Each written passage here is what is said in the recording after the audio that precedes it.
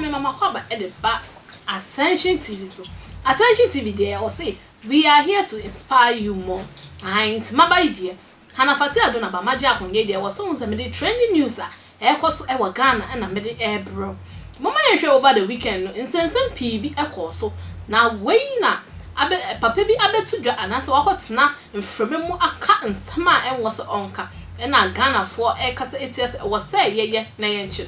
Ye na nim say karma is real. Nti wudi obi bone a eye den kwa obi nso de bi bedu na ebe ye oya pa wo ode ye nipa na enya oye wo nso obi de yewa ene na eye ya we na papa bi akotena asompa FM a wakoka nsem bi a enwo se onka esan se mmramu no ye nim se wundi 18 years enkoya enwo se obi ene won have sex ana se obi ene won da na so papa yi de o hyase entem mmra na akole e wo 14 years ene o hyase papa yi mo na oye teacher ana na o kire akwala na de ono an kasemu no ka se akwala ne ba se oye classes and no fast no or the re akwala no o kira wa re akwala no sa free class 6 e de akosi se ovie kumaka SHS e wo kuma asem eno nti no nkrofo anasa Ghana fo asori etia papa yi se Ghana Police Service enhwehwe papa yi ekira kwan na omonye na omonchi no ahwefo mo man ntie ne papa yi ekan Mary akora bi at the age of 14 years.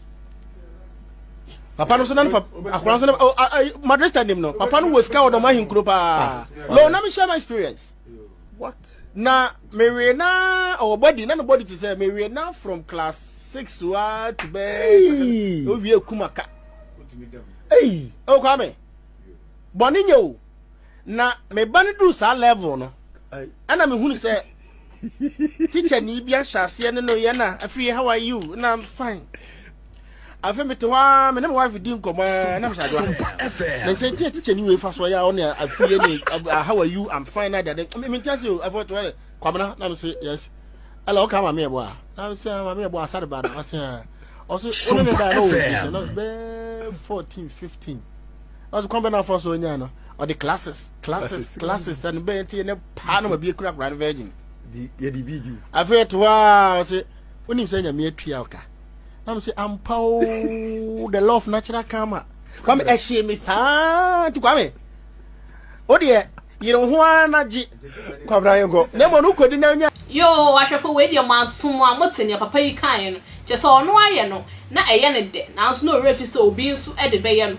Na ono ane ba mo ni teacher e de ye no de. Afi na ni aba no ho so. Say ne yere e kan ne se so o kan ne o ye mmram ya etwemu no a obo ababa we ni di o se an me kai na o se an ne enu bi na ye de ye oba no afi de papa ni tiwo hu a na o hwe ne yere nche se obi de aye ono de aye obi ba de na obi nso e de ye ne ba na o nte ase ahwefo ne etiefo we na Ghana Police Service eni abre a mo hwa papa nti wa wo kumase intem ho bebi na anye bia wo hwa papa wo kwan so a obetimi afra a police for na amusa etimi aka no ahwefo aha na mede trending news na mede bram ebesi me a mede news bro me din ni Hana Fati Adonaba medamos